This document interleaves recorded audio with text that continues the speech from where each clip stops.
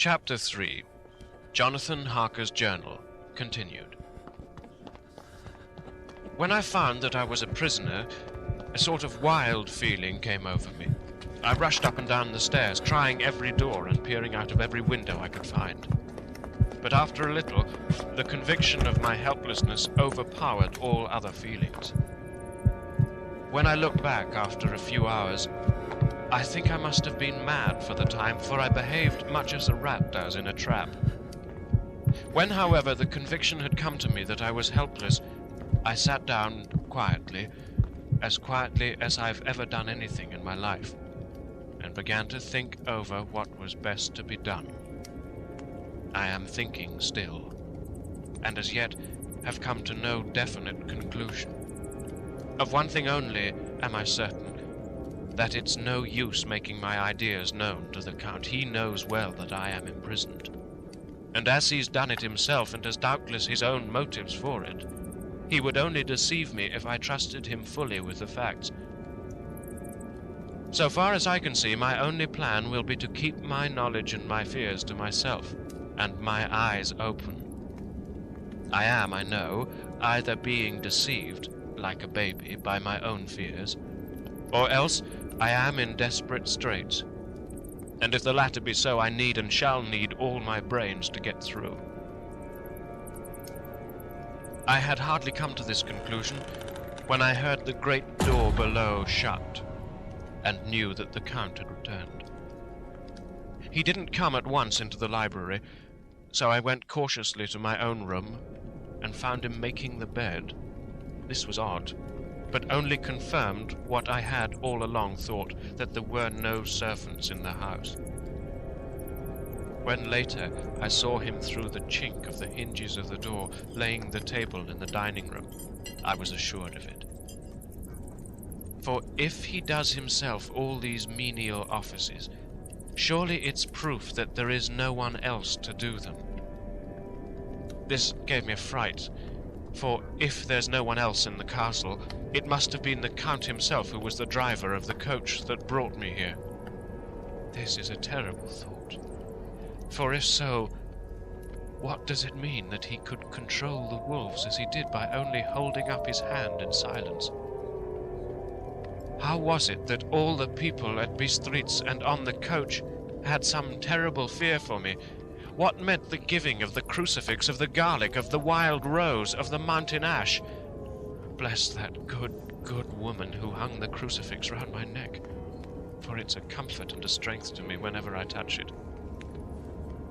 It's odd that a thing which I've been taught to regard with disfavor and as idolatrous should in a time of loneliness and trouble be of help. Is it that there's something in the essence of the thing itself, or that it's a medium, a tangible help in conveying memories of sympathy and comfort? Some time, if it may be, I must examine this matter and try to make up my mind about it. In the meantime, I must find out all I can about Count Dracula, as it may help me to understand. Tonight, he may talk of himself, if I turn the conversation that way. I must be very careful, however, not to awake his suspicion.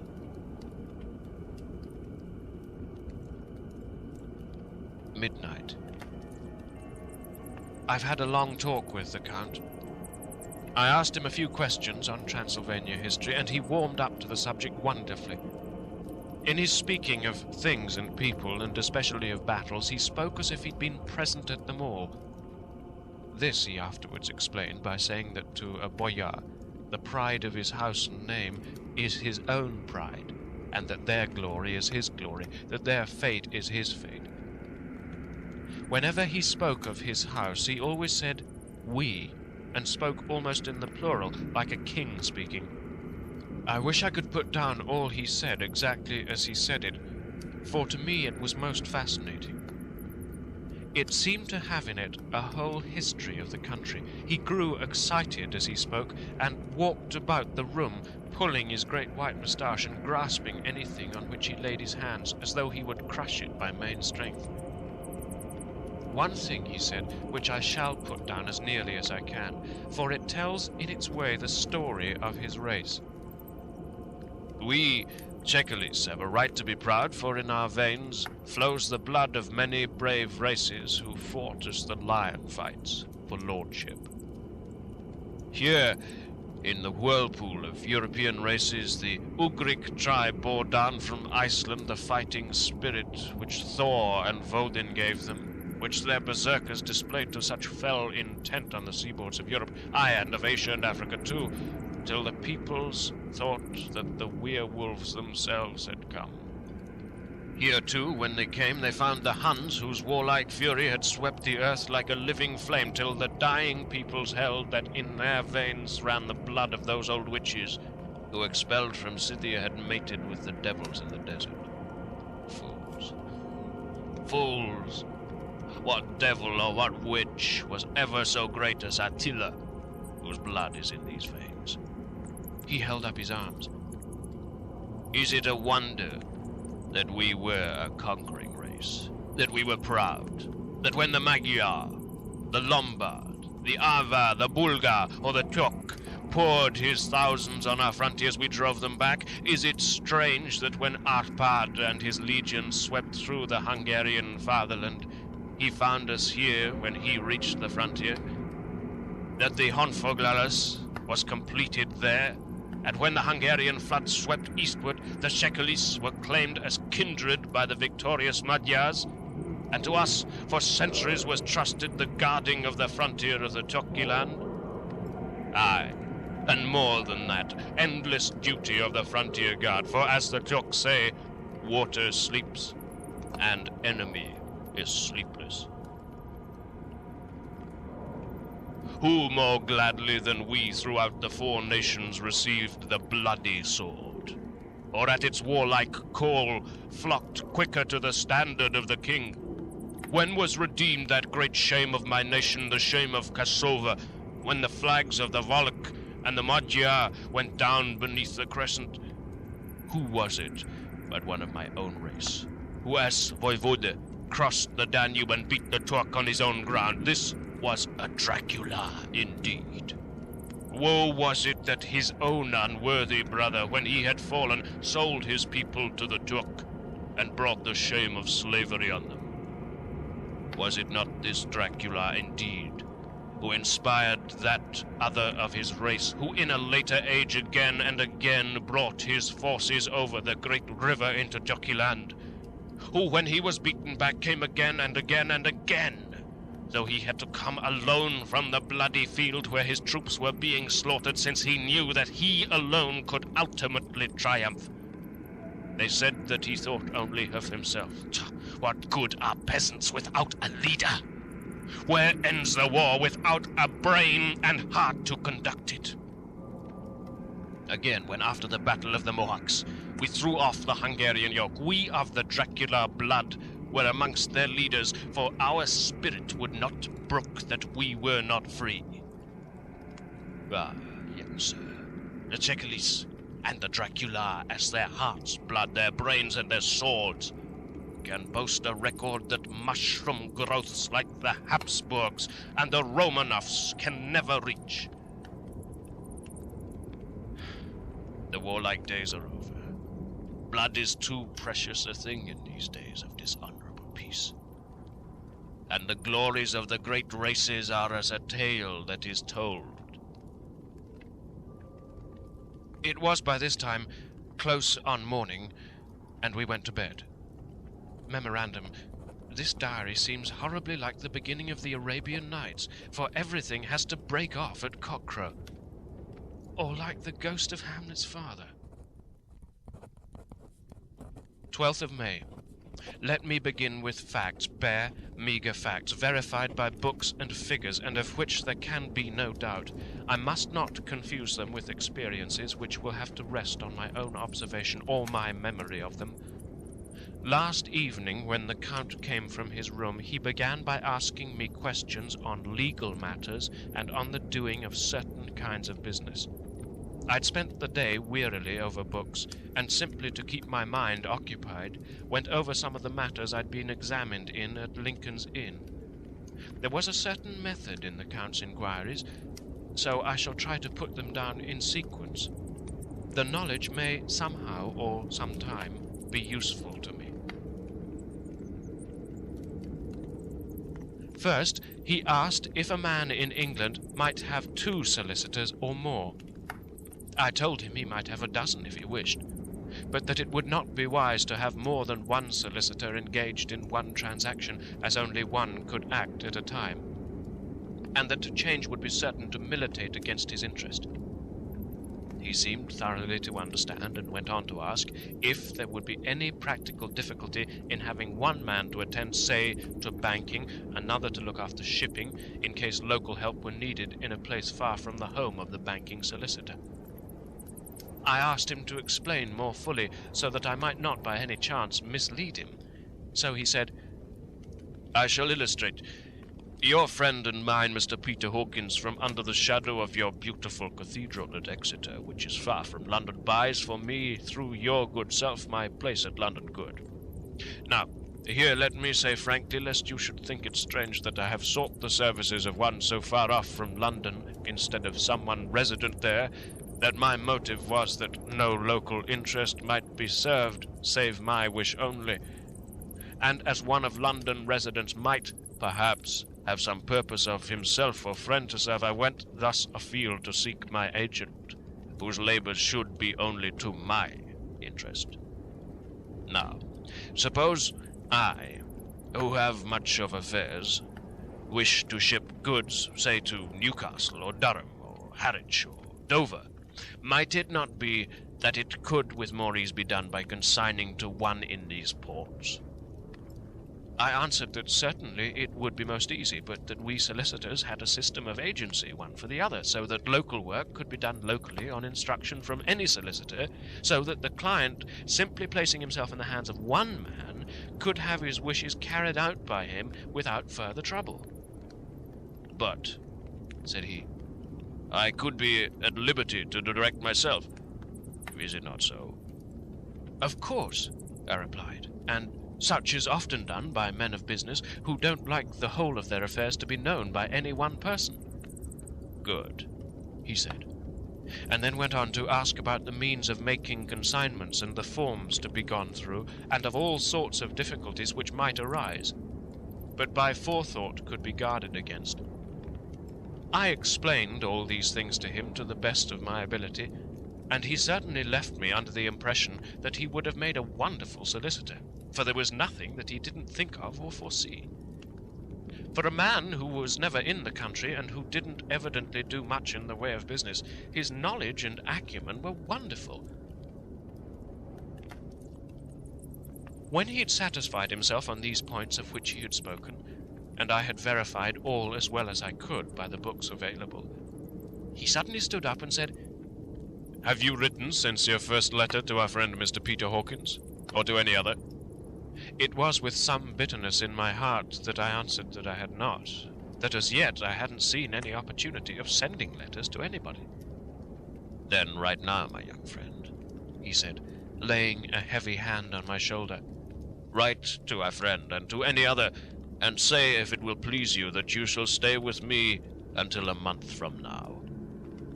"Do you wish me to stay so long?" I asked, for my heart grew cold at the thought.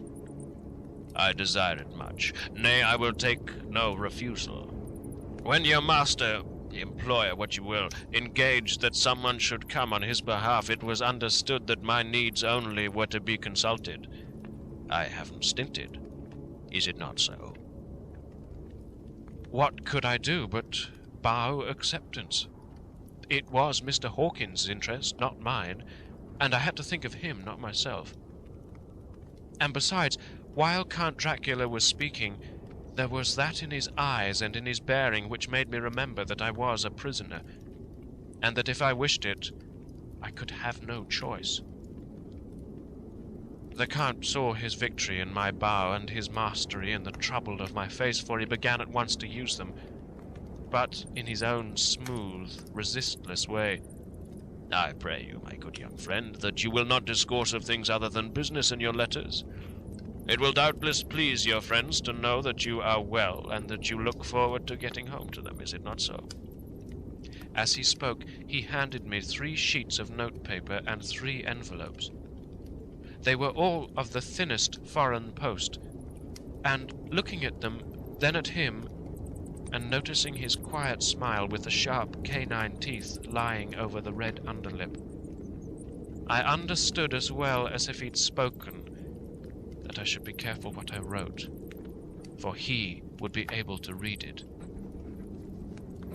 So I determined to write only formal notes now, but to write fully to Mr. Hawkins in secret, and also to Mina, for to her I could write in shorthand, which would puzzle the Count if he did see it. When I had written my 2 letters, I sat quiet, reading a book, whilst the Count wrote several notes, referring as he wrote them to some books on his table. Then he took up my 2 and placed them with his own, and put by his writing materials, after which, the instant the door had closed behind him, I leaned over and looked at the letters, which were face down on the table. I felt no compunction in doing so, for under the circumstances I felt that I should protect myself in every way I could. One of the letters was directed to Samuel F. Billington, number 7, The Crescent, Whitby. Another to Herr Leutner, Warner. The third was to Coutts and Company, London, and the fourth to Herren Klopstock and Billreuth, bankers, Budapest. The second and fourth were unsealed. I was just about to look at them when I saw the door handle move. I sank back into my seat, having just had time to replace the letters as they had been and to resume my book before the Count, holding still another letter in his hand, entered the room. He took up the letters on the table and stamped them carefully, and then, turning to me, said, "I trust you will forgive me, but I have much work to do in private this evening. You will, I hope, find all things as you wish." At the door he turned, and after a moment's pause said, "Let me advise you, my dear young friend, nay, let me warn you with all seriousness, that should you leave these rooms, you will not by any chance go to sleep in any other part of the castle. It is old, and has many memories, and there are bad dreams for those who sleep unwisely. Be warned. Should sleep now or ever overcome you, or be like to do, then haste to your own chamber, or to these rooms, for your rest will then be safe. But if you be not careful in this respect, then—" He finished his speech in a gruesome way, for he motioned with his hands as if he were washing them. I quite understood. My only doubt was as to whether any dream could be more terrible than the unnatural, horrible net of gloom and mystery which seemed closing around me. Later, I endorse the last words written, but this time there is no doubt in question. I shall not fear to sleep in any place where he is not. I have placed the crucifix over the head of my bed. I imagine that my rest is thus freer from dreams, and there it shall remain. When he left me, I went to my room. After a little while, not hearing any sound, I came out and went up the stone stair to where I could look out towards the south. There was some sense of freedom in the vast expanse, inaccessible though it was to me, as compared with the narrow darkness of the courtyard. Looking out on this, I felt that I was indeed in prison, and I seemed to want a breath of fresh air, though it were of the night. I'm beginning to feel this nocturnal existence tell on me. It is destroying my nerve. I start at my own shadow, and am full of all sorts of horrible imaginings. God knows that there is ground for my terrible fear in this accursed place. I looked out over the beautiful expanse, bathed in soft yellow moonlight, till it was almost as light as day. In the soft light, the distant hills became melted, and the shadows in the valleys and gorges of velvety blackness. The mere beauty seemed to cheer me. There was peace and comfort in every breath I drew. As I leaned from the window, my eye was caught by something moving a story below me, and somewhat to my left, where I imagined from the order of the rooms that the windows of the Count's own room would look out. The window at which I stood was tall and deep, stone-mullioned, and though weather-worn was still complete, but it was evidently many a day since the case had been there. I drew back behind the stonework and looked carefully out. What I saw was the Count's head coming out from the window. I didn't see the face, but I knew the man by the neck and the movement of his back and arms. In any case, I could not mistake the hands, which I had had so many opportunities of studying. I was at first interested and somewhat amused, for it is wonderful how small a matter will interest and amuse a man when he is a prisoner. But my very feelings changed to repulsion and terror when I saw the whole man slowly emerge from the window and begin to crawl down the castle wall over that dreadful abyss, face down, with his cloak spreading out around him like great wings. At first I could not believe my eyes. I thought it was some trick of the moonlight, some weird effect of shadow.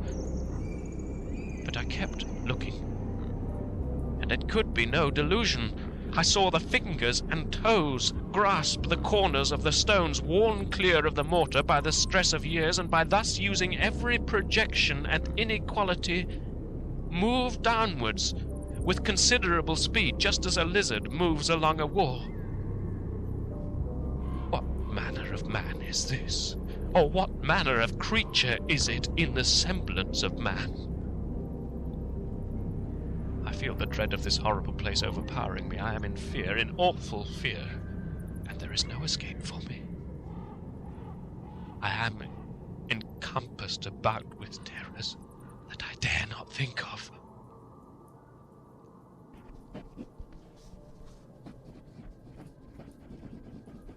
"15th of May. Once more have I seen the Count go out in his lizard fashion. He moved downwards in a sidelong way, some 100 feet down, and a good deal to the left. He vanished into some hole or window. When his head had disappeared, I leaned out to try and see more, but without avail. The distance was too great to allow a proper angle of sight. I knew he had left the castle now, and thought to use the opportunity to explore more than I had dared to do as yet. I went back to the room and, taking a lamp, tried all the doors. They were all locked, as I had expected, and the locks were comparatively new. But I went down the stone stairs to the hall, where I had entered originally. I found I could pull back the bolts easily enough and unhook the great chains. But the door was locked, and the key was gone. That key must be in the Count's room. I must watch, should his door be unlocked, so that I may get it and escape. I went on to make a thorough examination of the various stairs and passages, and to try the doors that opened from them. 1 or 2 small rooms near the hall were open, but there was nothing to see in them except old furniture, dusty with age and moth-eaten. At last, however, I found one door at the top of the stairway, which, though it seemed to be locked, gave a little under pressure. I tried it harder, and found that it was not really locked, but that the resistance came from the fact that the hinges had fallen somewhat, and the heavy door rested on the floor. Here was an opportunity which I might not have again, so I exerted myself, and with many efforts forced it back so that I could enter. I was now in a wing of the castle further to the right than the rooms I knew, and a story lower down. From the windows I could see that the suite of rooms lay along to the south of the castle, the windows of the end room looking out both west and south. On the latter side, as well as to the former, there was a great precipice. The castle was built on the corner of a great rock, so that on 3 sides it was quite impregnable. and great windows were placed here where sling or bow or culverin could not reach, and consequently light and comfort, impossible to a position which had to be guarded, were secured. To the west was a great valley, and then rising far away great jagged mountain fastnesses, rising peak on peak, the sheer rock studded with mountain ash and thorn, whose roots clung in cracks and crevices and crannies of the stone.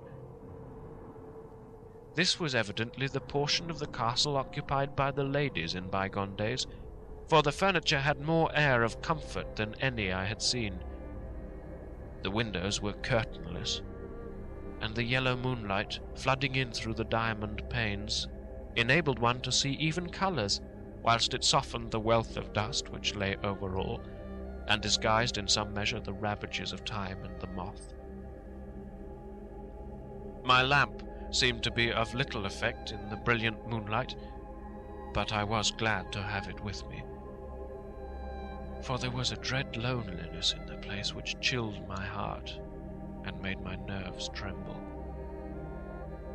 Still, it was better than living alone in the rooms which I had come to hate from the presence of the Count, and after trying a little to school my nerves, I found a soft quietude come over me. Here I am, sitting at a little oak table, where in old times possibly some fair lady sat to pen, with much thought and many blushes, her ill-spelt love-letter, and writing in my diary in shorthand all that has happened since I closed it last.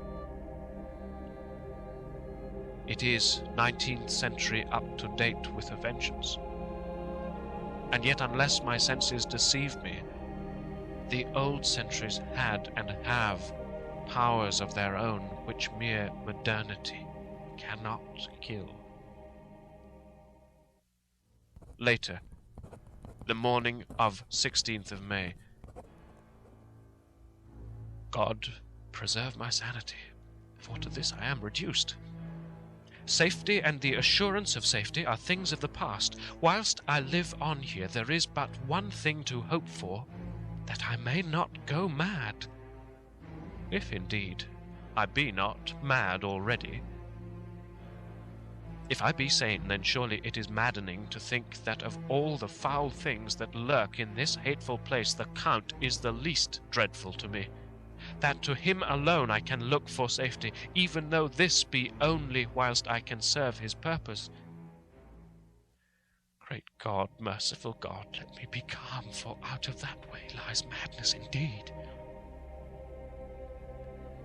I begin to get new lights on certain things which have puzzled me. Up to now I never quite knew what Shakespeare meant when he made Hamlet say, "My tablets, quick, my tablets, 'tis meet that I put it down," and so on. For now, feeling as though my own brain were unhinged, or as if the shock had come which must end in its undoing, I turned to my diary for repose. The habit of entering accurately must help to soothe me. The Count's mysterious warning frightened me at the time. It frightens me more now when I think of it, for in future he has a fearful hold upon me. I shall fear to doubt what he may say.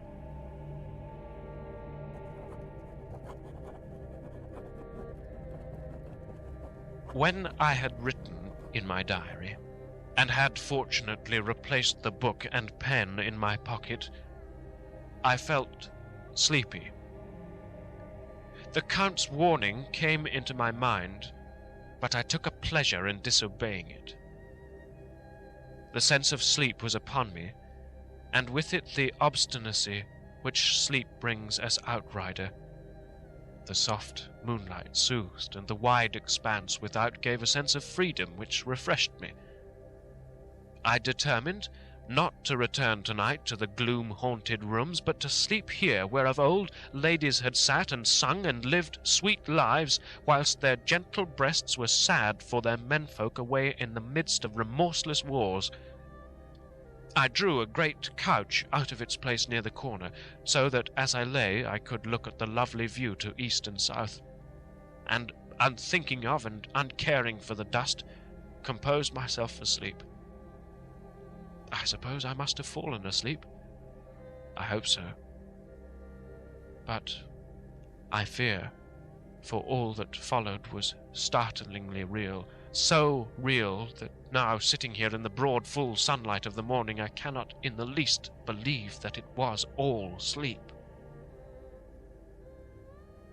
I was not alone. The room was the same, unchanged in any way since I came into it. I could see along the floor, in the brilliant moonlight, my own footsteps marked where I had disturbed the long accumulation of dust. In the moonlight opposite me were 3 young women, ladies by their dress and manner. I thought at the time that I must be dreaming when I saw them, for though the moonlight was behind them, they threw no shadow on the floor. They came close to me and looked at me for some time, and then whispered together. 2 were dark and had high aquiline noses like the Count, and great dark piercing eyes that seemed to be almost red when contrasted with the pale yellow moon. The other was fair as can be, with great wavy masses of golden hair and eyes like pale sapphires. I seemed somehow to know her face, and to know it in connection with some dreamy fear, but I could not recollect at the moment how or where. All 3 had brilliant white teeth that shone like pearls against the ruby of their voluptuous lips. There was something about them that made me uneasy, some longing, and at the same time some deadly fear. I felt in my heart a wicked, burning desire that they would kiss me with those red lips. It is not good to note this down, lest some day it should meet Mina's eyes and cause her pain, but it is the truth. They whispered together, and then they all 3 laughed, such a silvery musical laugh, but as hard as though the sound never could have come through the softness of human lips. It was like the intolerable tingling sweetness of water glasses when played on by a cunning hand. The fair girl shook her head coquettishly, and the other 2 urged her on. One said, "Go on, you're the first, and we shall follow. Yours is the right to begin." The other added, "He's young and strong. There are kisses for us all." I lay quiet, looking out under my eyelashes in an agony of delightful anticipation. The fair girl advanced and bent over me, till I could feel the movement of her breath upon me. Sweet it was in one sense, honey sweet, and sent the same tingling through the nerves as her voice, but with a bitter underlying the sweet, a bitter offensiveness as one smells in blood. I was afraid to raise my eyelids, but looked out and saw perfectly under the lashes. The girl went on her knees and bent over me, simply gloating.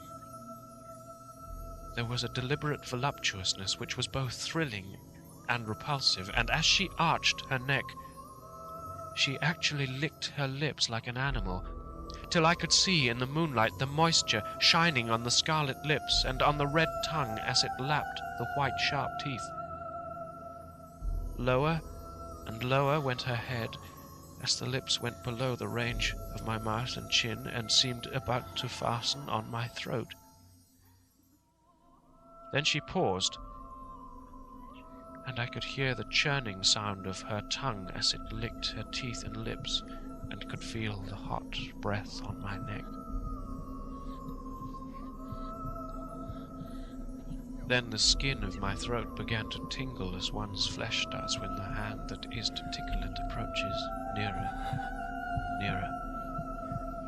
I could feel the soft, shivering touch of the lips on the super-sensitive skin of my throat, and the hard dents of two sharp teeth just touching and pausing there. I closed my eyes in a languorous ecstasy, and waited with beating heart. But at that instant another sensation swept through me as quick as lightning. I was conscious of the presence of the Count and of his being as if lapped in a storm of fury. As my eyes opened involuntarily, I saw his strong hand grasp the slender neck of the fair woman and with giant's power draw it back, the blue eyes transformed with fury, the white teeth champing with rage, and the fair cheeks blazing red with passion. But the Count! Never did I imagine such wrath and fury, even to the demons of the pit. His eyes were positively blazing. The red light in them was lurid, as if the flames of hellfire blazed behind them. His face was deathly pale, and the lines of it were hard, like drawn wires. The thick eyebrows that met over the nose now seemed like a heaving bar of white-hot metal.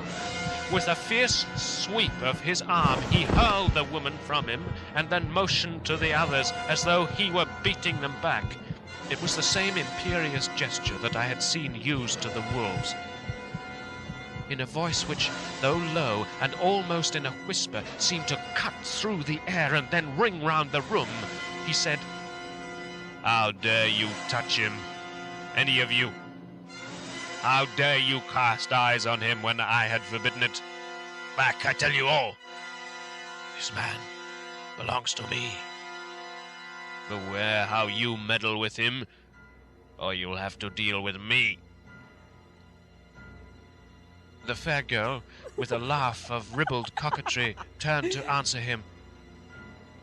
"You yourself never loved? You never love?" On this, the other women joined, and such a mirthless, hard, soulless laughter rang through the room that it almost made me faint to hear. It seemed like the pleasure of fiends. Then the Count turned, after looking at my face attentively, and said in a soft whisper, "Yes, I too can love. You yourselves can tell it from the past, is it not so? Well, now I promise you that when I am done with him, you shall kiss him at your will. Now go, go! I must awaken him, for there is work to be done." "Are we to have nothing tonight?" said one of them, with a low laugh, as she pointed to the bag which he had thrown upon the floor, and which moved, as though there were some living thing within it. For answer, he nodded his head. One of the women jumped forward and opened it.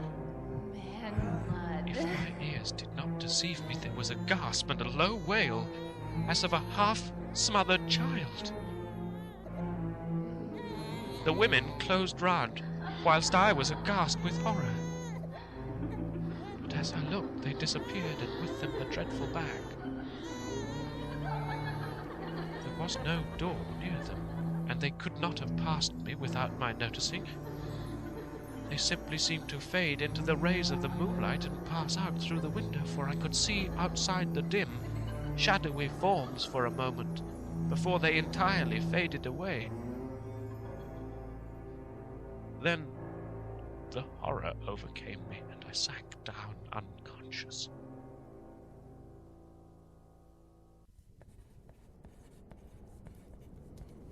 Chapter 4.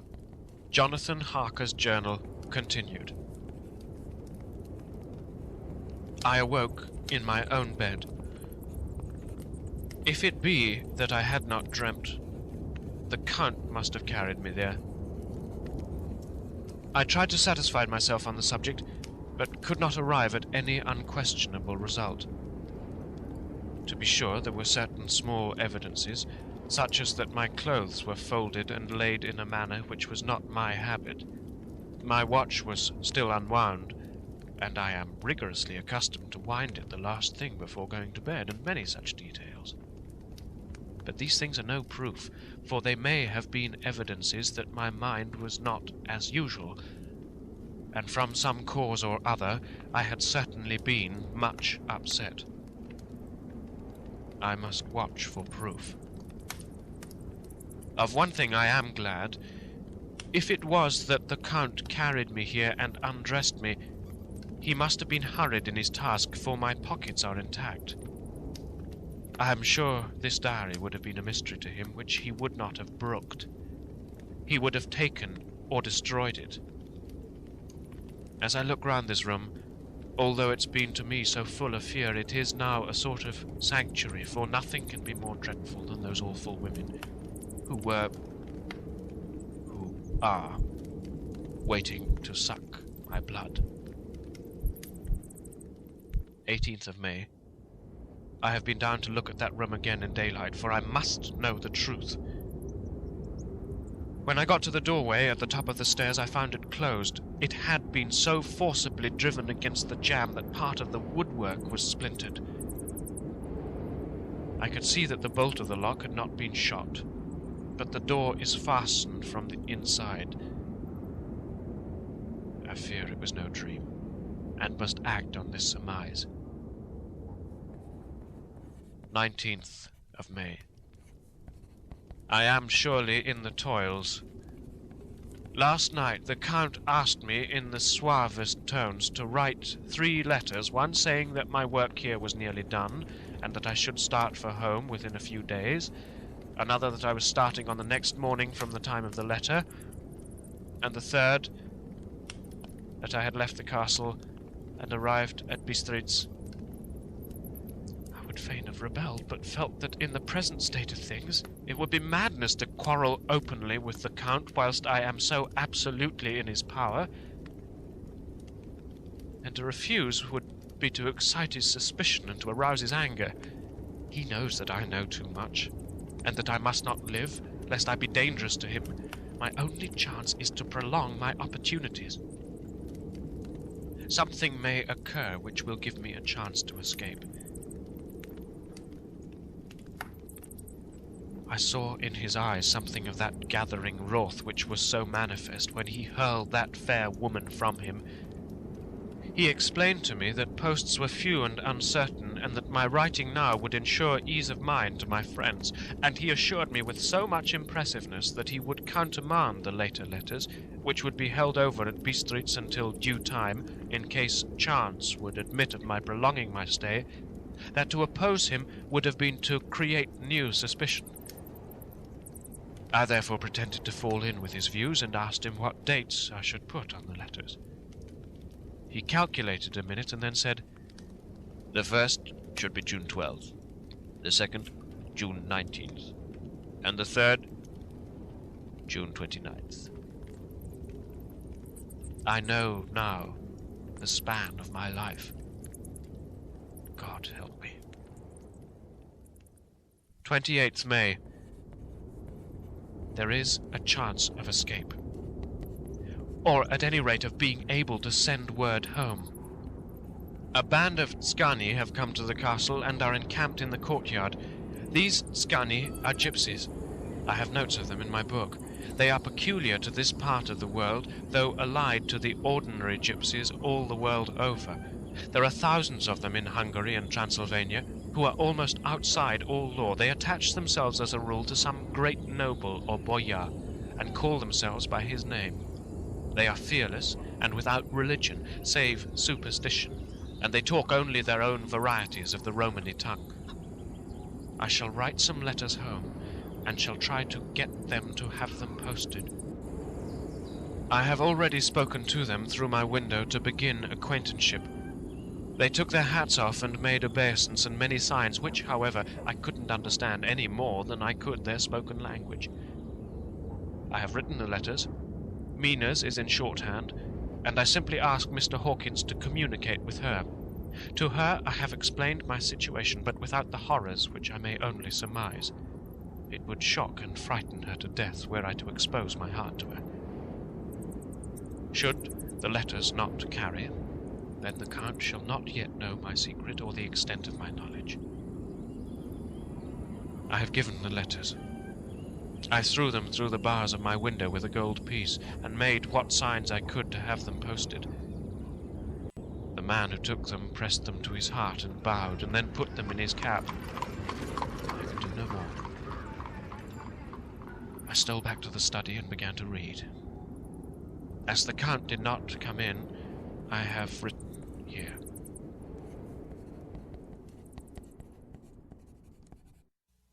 The Count has come. He sat down beside me and said in his smoothest voice, as he opened 2 letters, "Itzgani has given me these, of which, though I know not whence they come, I shall, of course, take care. See." He must have looked at it. "One is from you, and to my friend Peter Hawkins, and the other—" Here he caught sight of the strange symbols as he opened the envelope, and the dark look came into his face, and his eyes blazed wickedly. "The other is a vile thing, an outrage upon friendship and hospitality. It is not signed. Well, so it cannot matter to us."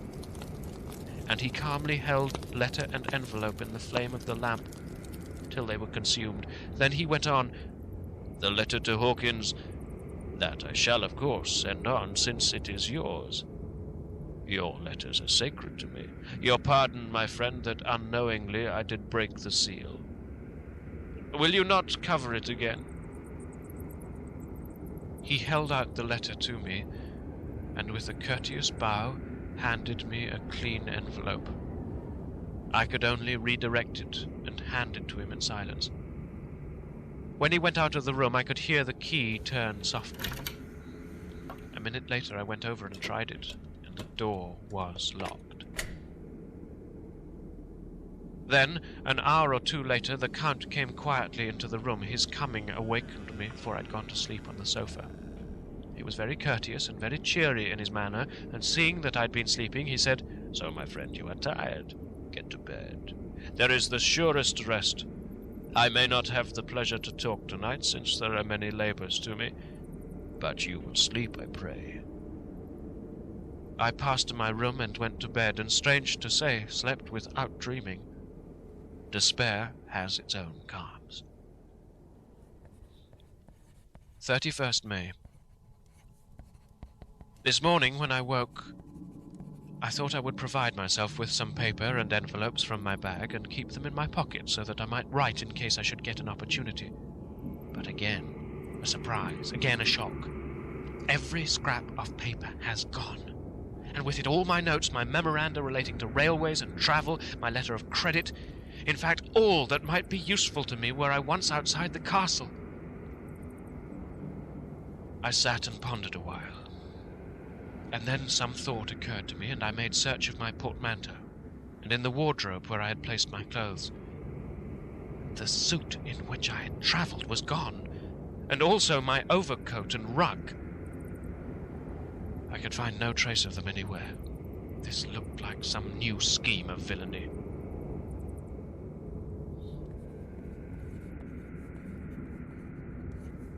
"17th of June. This morning, as I was sitting on the edge of my bed, cudgelling my brains, I heard without a cracking of whips and pounding and scraping of horses' feet up the rocky path beyond the courtyard. With joy, I hurried to the window and saw drive into the yard 2 great lighter wagons, each drawn by 8 sturdy horses, and at the head of each pair a Slovak, with his wide hat, great nail-studded belt, dirty sheepskin and high boots. They had also their long staves in hand. I ran to the door, intending to descend and try and join them through the main hall, as I thought that that way might be opened for them. Again, a shock. My door was fastened on the outside. Then I ran to the window and cried to them. They looked up at me stupidly and pointed, but just then the hetman of the Tzigani came out, and seeing them pointing to my window, said something, at which they laughed. Henceforth, no effort of mine, no piteous cry or agonized entreaty would make them even look at me. They resolutely turned away. The lighter wagons contained great square boxes with handles of thick rope.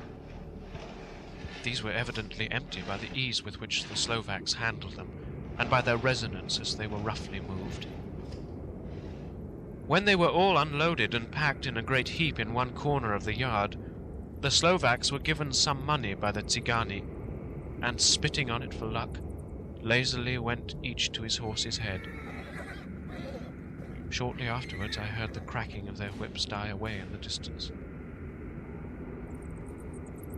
24th of June, before morning. Last night the Count left me early and locked himself into his own room. As soon as I dared, I ran up the winding stair and looked out of the window which opened south. I thought I would watch for the Count, but there's something going on. The Tsigani are quartered somewhere in the castle and are doing work of some kind. I know it, for now and then I hear a far-away muffled sound as of mattock and spade. And whatever it is, it must be the end of some ruthless villainy. I'd been at the window somewhat less than half an hour when I saw something coming out of the Count's window. I drew back and watched carefully, and saw the whole man emerge. It was a new shock to me to find that he had on the suit of clothes which I had worn whilst travelling here, and slung over his shoulder the terrible bag which I had seen the women take away. There could be no doubt as to his quest, and in my garb too. This, then, is his new scheme of evil. That he will allow others to see me, as they think, so that he may both leave evidence that I've been seen in the towns or villages posting my own letters, and that any wickedness which he may do shall by the local people be attributed to me. It makes me rage to think that this can go on, and whilst I am shut up here a veritable prisoner, but without the protection of the law, which is even a criminal's right and consolation. I thought I would watch for the Count's return, and for a long time sat doggedly at the window. Then I began to notice that there were some quaint little specks floating in the rays of the moonlight. They were like the tiniest grains of dust, and they whirled round and gathered in clusters in a nebulous sort of way. I watched them with a sense of soothing, and a sort of calm stole over me. I leaned back in the embrasure in a more comfortable position, so that I could enjoy more fully the aerial gambolling. Something made me start up. A low, piteous howling of dogs somewhere far below in the valley, which was hidden from my sight. Louder it seemed to ring in my ears, and the floating motes of dust to take new shapes to the sound as they danced in the moonlight. I felt myself struggling to awake to some call of my instincts. Nay, my very soul was struggling. My half-remembered sensibilities were striving to answer the call. I was becoming hypnotized. Quicker and quicker danced the dust. The moonbeams seemed to quiver as they went by me into the mass of gloom beyond. More and more they gathered till they seemed to take dim, phantom shapes. And then I started, broad awake and in full possession of my senses, and ran screaming from the place. The phantom shapes, which were becoming gradually materialized from the moonbeams, were those of the 3 ghostly women to whom I was doomed. I fled, and felt somewhat safer in my own room, where there was no moonlight and where the lamp was burning brightly. When a couple of hours had passed, I heard something stirring in the Count's room. Something like a sharp wail, quickly suppressed. And then there was silence. Deep, awful silence, which chilled me.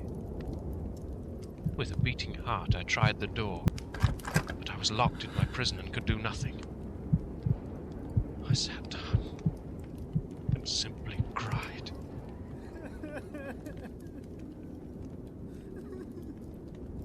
As I sat, I heard a sound in the courtyard without, the agonized cry of a woman.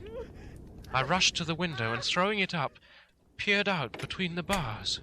There indeed was a woman with disheveled hair, holding her hands over her heart as one distressed with running. She was leaning against a corner of the gateway. When she saw my face at the window, she threw herself forward and shouted in a voice laden with menace, "Monster! Give me my child!" She threw herself on her knees and, raising up her hands, cried the same words in tones which wrung my heart. Then she tore her hair and beat her breast and abandoned herself to all the violences of extravagant emotion. Finally she threw herself forward, and though I could not see her, I could hear the beating of her naked hands against the door. Somewhere high overhead, probably on the tower, I heard the voice of the Count, calling in his harsh, metallic whisper. His call seemed to be answered from far and wide by the howling of wolves. Before many minutes had passed, a pack of them poured like a pent-up dam when liberated through the wide entrance into the courtyard. There was no cry from the woman, and the howling of the wolves was but short. Before long they streamed away singly, licking their lips. I could not pity her, for I knew now what had become of her child, and she was better dead. What shall I do? What can I do? How can I escape from this dreadful thing of night and gloom and fear? 25th of June, morning. No man knows till he has suffered from the night how sweet and how dear to his heart and eye the morning can be. When the sun grew so high this morning that it struck the top of the great gateway opposite my window, the high spot which it touched seemed to me as if the dove from the ark had lighted there. My fear fell from me, as if it had been a vaporous garment which dissolved in the warmth. I must take action of some sort whilst the courage of the day is upon me. Last night one of my post-dated letters went to post, the first of that fatal series which is to blot out the very traces of my existence from the earth. Let me not think of it. Action!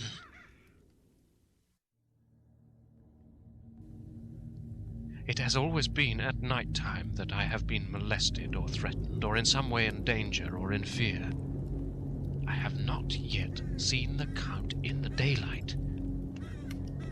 Can it be that he sleeps when others wake? That he may be awake whilst they sleep? If I could only get into his room! But there's no possible way. The door is always locked, no way for me.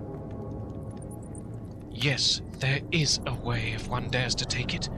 Where his body has gone, why may not another body go?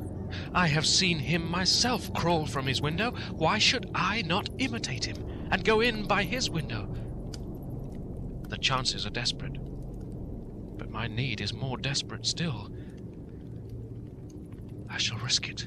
At the worst, it can only be death, and a man's death is not a calf's, and the dreaded hereafter may still be open to me. God help me in my task. Goodbye, Mina, if I fail. Goodbye, my faithful friend and second father. Goodbye, all, and last of all, Mina. Same day, later. I have made the effort, and God helping me, have come safely back to this room. I must put down every detail in order. I went, whilst my courage was fresh, straight to the window on the south side, and at once got outside on the narrow ledge of stone which runs around the building on this side. The stones are big and roughly cut, and the mortar has by process of time been washed away between them. I took off my boots and ventured out on the desperate way. I looked down once, so as to make sure that a sudden glimpse of the awful depth would not overcome me. But after that, kept my eyes away from it. I knew pretty well the direction and distance of the Count's window, and made for it as well as I could, having regard to the opportunities available. I did not feel dizzy. I suppose I was too excited, and the time seemed ridiculously short till I found myself standing on the windowsill and trying to raise up the sash. I was filled with agitation, however, when I bent down and slid feet foremost in through the window. Then I looked around for the Count, but with surprise and gladness made a discovery. The room was empty. It was barely furnished with odd things which seemed to have never been used. The furniture was something the same style as that in the south rooms and was covered with dust. I looked for the key, but it was not in the lock, and I could not find it anywhere.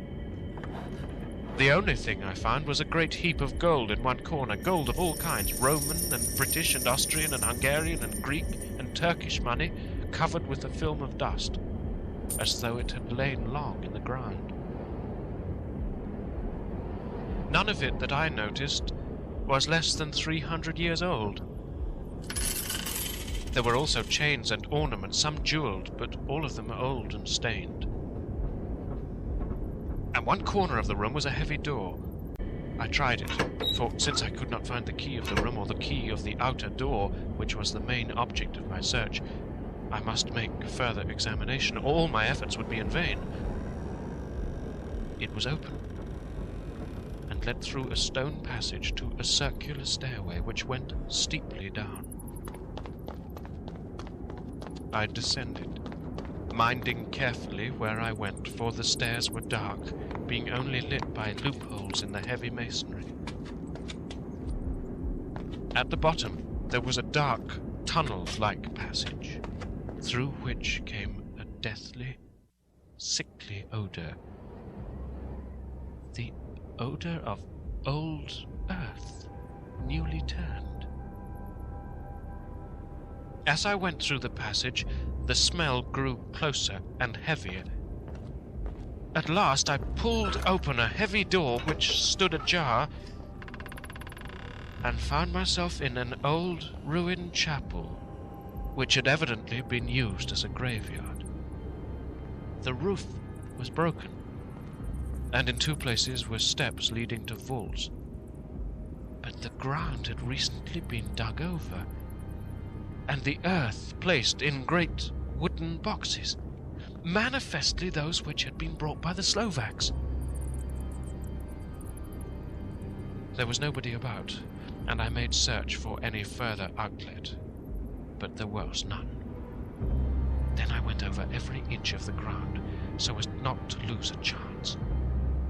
I went down even into the vaults where the dim light struggled, although to do so was a dread to my very soul. Into two of these I went, but saw nothing except fragments of old coffins and piles of dust. In the third, however,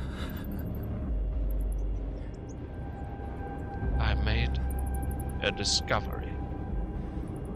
There, in one of the great boxes, of which there were 50 in all, on a pile of newly dug earth lay the Count. He was either dead or asleep, I couldn't say which, for the eyes were open and stony, but without the glassiness of death, and the cheeks had the warmth of life through all their pallor. The lips were as red as ever, but there was no sign of movement, no pulse, no breath, no beating of the heart. I bent over him and tried to find any sign of life, but in vain. for the earthy smell would have passed away in a few hours. By the side of the box was its cover, pierced with holes here and there. I thought he might have the keys on him, but when I went to search, I saw the dead eyes, and in them, dead though they were, such a look of hate. Though unconscious of me or my presence, that I fled from the place, and leaving the Count's room by the window, crawled again up the castle wall. Regaining my room, I threw myself panting upon the bed and tried to think.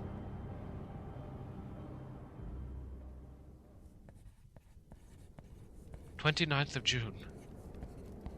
Today is the date of my last letter, and the Count has taken steps to prove that it was genuine, for again I saw him leave the castle by the same window and in my clothes. As he went down the wall, lizard fashion, I wished I had a gun or some lethal weapon that I might destroy him. But I fear that no weapon wrought alone by man's hand would have any effect on him. I dared not wait to see him return, for I feared to see those weird sisters. I came back to the library and read there till I fell asleep. I was awakened by the Count, who looked at me as grimly as a man can look, as he said, "Tomorrow, my friend, we must part. You return to your beautiful England. I to some work which may have such an end that we may never meet. Your letter home has been dispatched. Tomorrow I shall not be here, but all shall be ready for your journey. In the morning come the Tsigani, who have some labours of their own here, and also come some Slovaks. When they have gone, my carriage shall come for you, and shall bear you to the Borgo Pass, to meet the diligence from Bukovina to Bistris.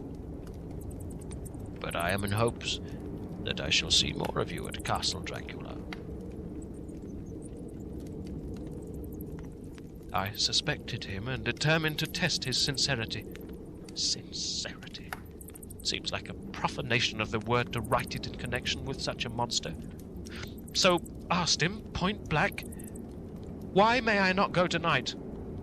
"Because, dear sir, my coachman and horses are away on a mission." "But I would walk with pleasure. I want to get away at once." He smiled, such a soft, smooth, diabolical smile that I knew there was some trick behind his smoothness. He said, "And your baggage?" "I don't care about it. I can send for it some other time." The Count stood up and said with a sweet courtesy, which made me rub my eyes, it seemed so real, "You English have a saying which is close to my heart, for its spirit is that which rules our boyars. Welcome the coming, speed the parting guest.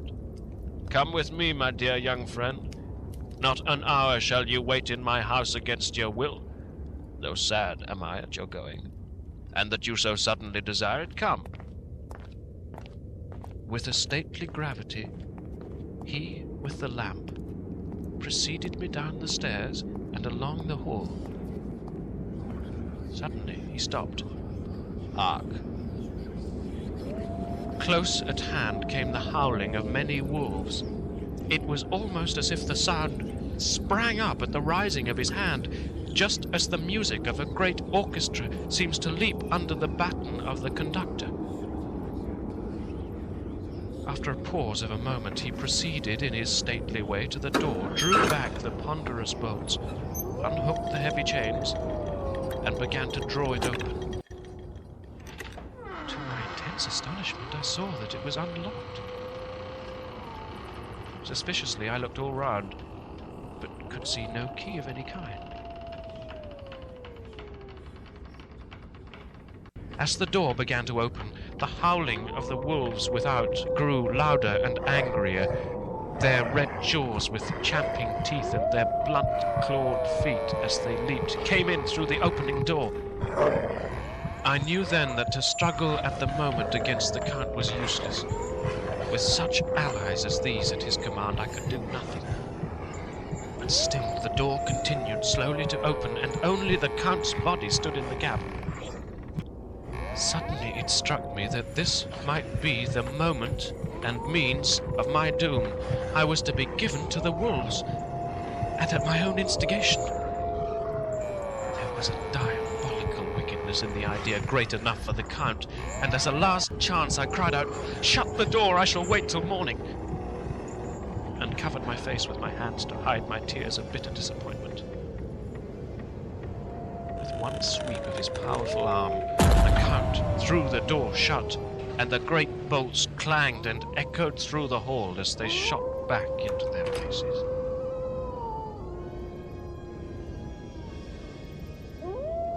In silence, we returned to the library, and after a minute or two, I went to my own room.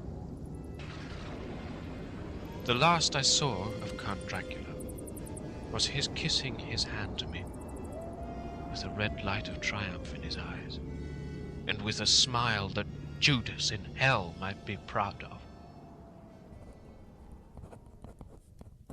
When I was in my own room and about to lie down, I thought I heard a whispering at my door. I went to it softly and listened. Unless my ears deceived me, I heard the voice of the Count. Back to your own place. Your time is not yet come. Wait, have patience, tonight is mine. Tomorrow night is yours. There was a low, sweet ripple of laughter, and in a rage I threw open the door and saw without the 3 terrible women licking their lips. As I appeared, they all joined in a horrible laugh and ran away. I came back to my room and threw myself on my knees. It is then so near the end. Tomorrow? Lord, help me, and those to whom I am dear.